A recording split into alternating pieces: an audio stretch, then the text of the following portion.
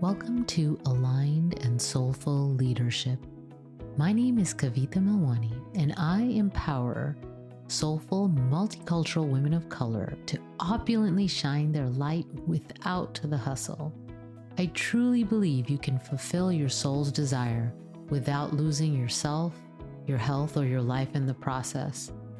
I know that you can ignite your confidence and know your worth, all while walking your divine, unique path. So in this podcast, I will dive deep into topics, challenges, and blocks that women of color experience as they rise up into their aligned life and work. My deep desire is that BIPOC women can lead through their inner wisdom in a way that honors their soul. Are you ready to rise up as the leader you were born to be? Then this podcast is for you.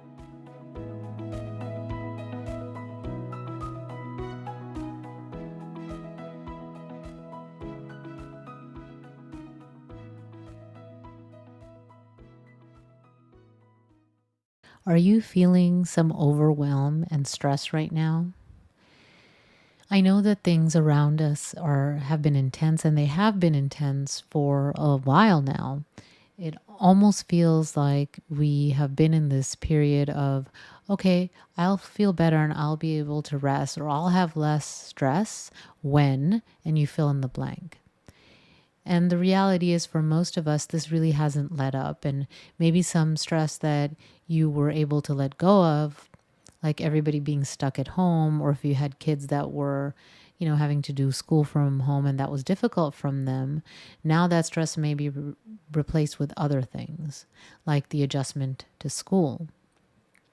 I know for some people, there has been some more pressure because they've had to start to return to their office, or even the stress that can come from being able to socialize and trying to figure out how you want to navigate that.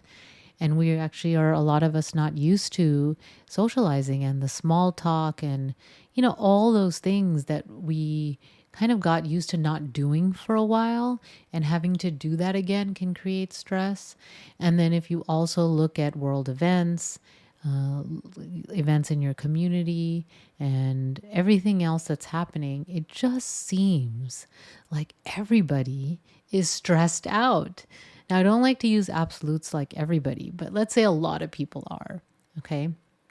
And so I've done, last week I did a podcast on stress, and I wanted to give you some more this week because I think that this is so important right now. So today I'm going to talk about a 4-step process to help you manage your stress. And as a leader, it is so important for you to manage your stress because you are the example. Right? And so the energy and the way that you show up and how you feel, that emanates to everyone around you. And even if you're not necessarily in a leadership position, you are a leader in your life. And again, how you show up impacts those around you. So I'm going to go through this process, and I'm hoping that this can help you relieve some of your stress. And if you want to check out my podcast from last week, I talk about really quick strategies that you can use that are all less than 10 minutes using your body to help with stress management. Okay, so that I'll have a link to that in the show notes, but that's another episode on stress.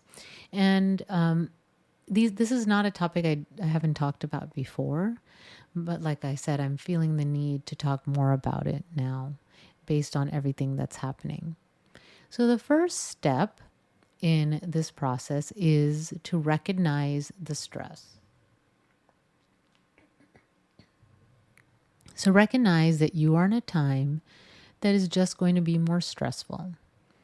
And so instead of functioning and just moving along your day and not thinking and not feeling your body, and not really acknowledging what is happening, what that's going to do is you're going to remain unaware and more in an unconscious way of functioning. And we spend most of our time functioning unconsciously. Think about your day and all the activities you do and how many things actually you have to think about each step. Okay. And if you're really honest with yourself, there are a lot of parts of your day that are kind of on autopilot, right? That unconscious, like, I just know how to do this. So when we continue to also be unconscious throughout the rest of our day, then often what happens is you're not feeling the stress, and you may be engaging in what I call, or other people call also, over behaviors. So over drinking, overeating, overworking, or any other of these over activities, and using that as a way to cope with the stress unconsciously without thinking, right? And so it creates this kind of numbing distraction from what's actually happening. So that is what you do when you're stressed unconsciously. And that's one option. So I don't know what it is for you and how you've been managing this, especially if you're not been managing it unconsciously.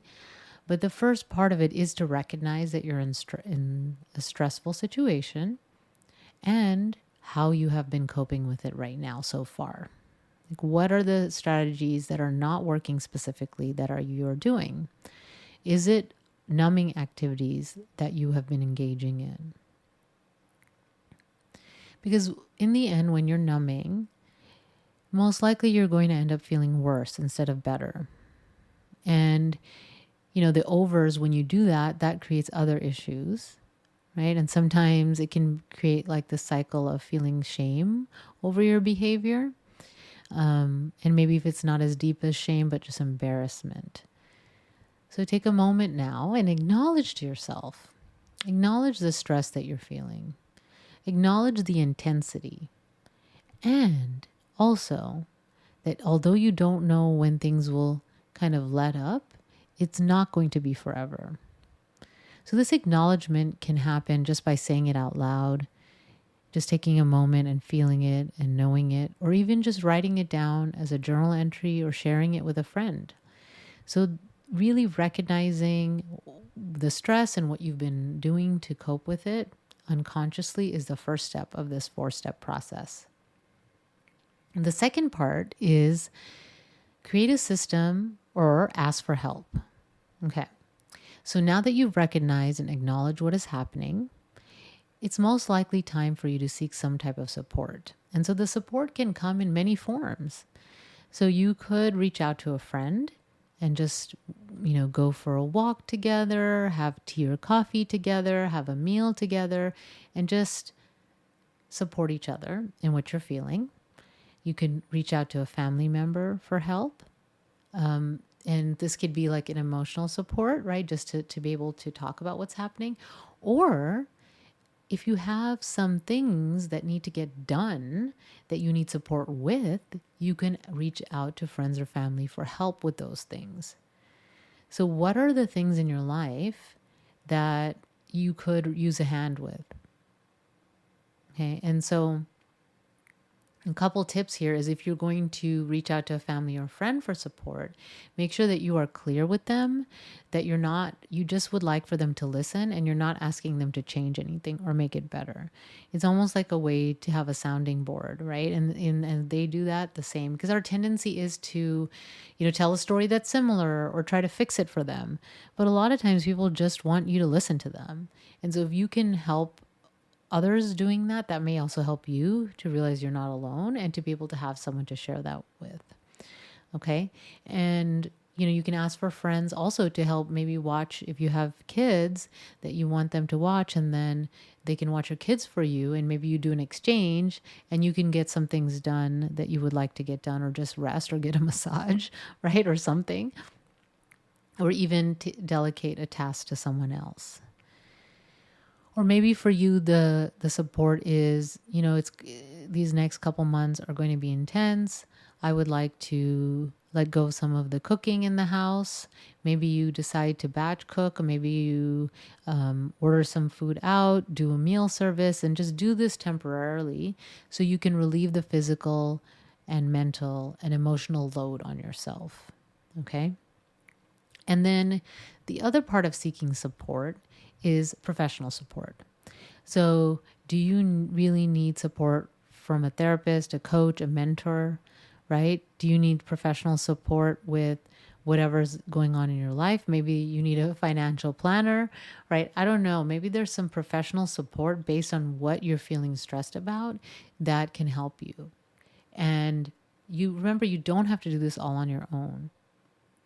When you're seeking support from a friend or family, it's giving someone else the opportunity to help you. And remember, like, how good it feels for you when you're able to help someone else. So you're giving someone else the opportunity to do that.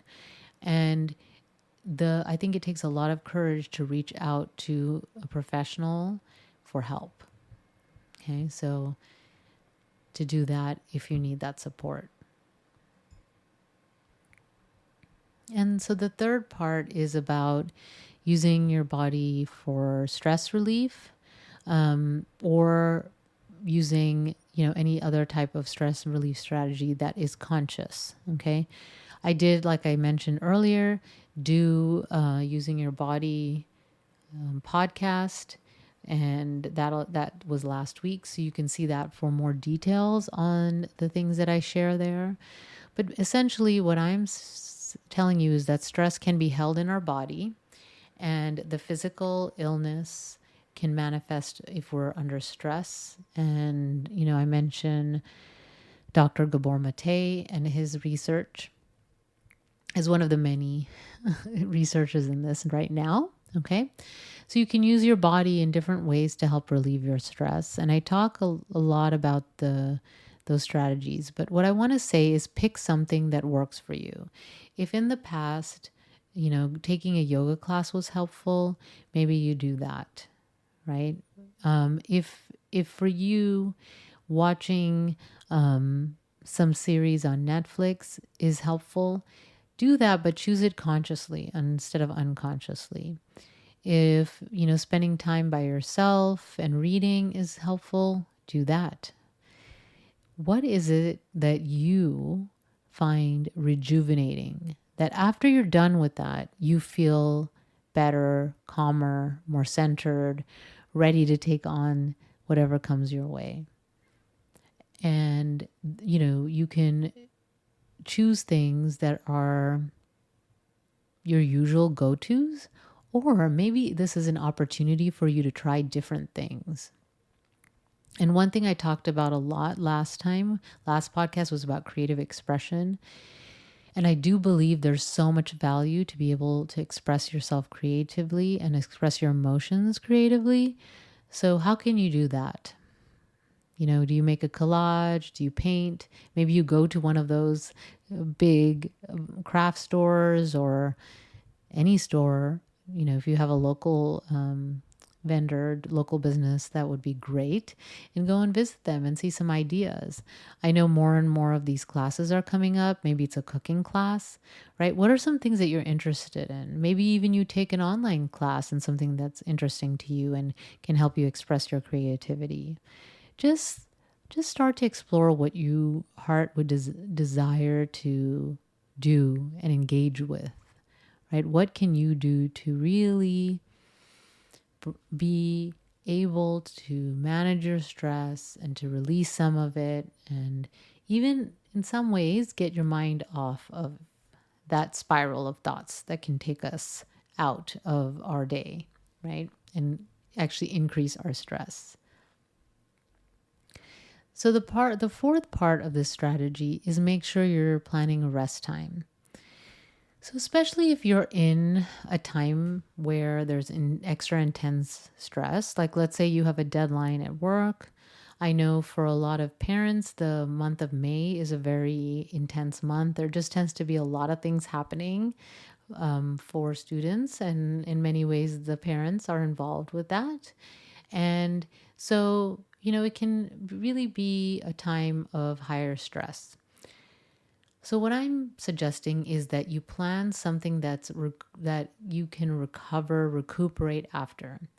Maybe it's a day completely away from home. Maybe it's, I keep saying massage because that's one of my favorite things, but maybe that's not yours. But making sure you have that time scheduled for yourself, because the temptation is just to keep doing everything in the same way we've always been doing it, right? And this is just not how our bodies are. I mean, this hustle culture of just pushing through it, there are consequences to that, to our bodies. And it's really your responsibility to take care of yourself, because if you don't, no one else will. So make time to rest and choose consciously. How can your mind unplug? It could be like some of those things that I mentioned. It could be a long walk or hike, maybe even a date with yourself, right? Maybe it's a class, maybe it's a retreat. Choose something that's rejuvenating to you.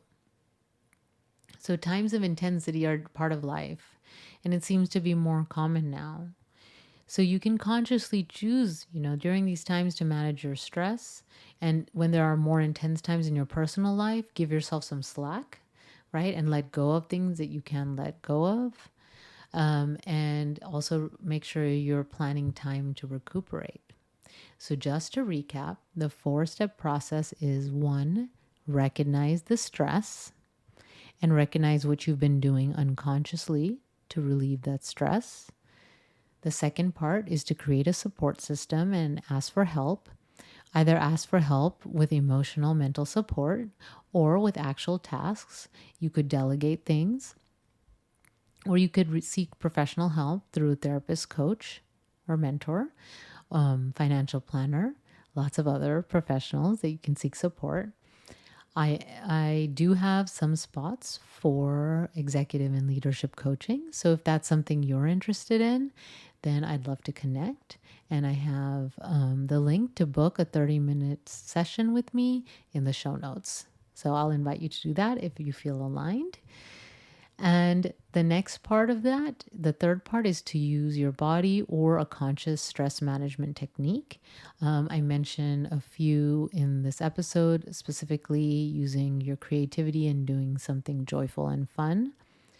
And the fourth thing is to plan the rest time after specific times of intensity.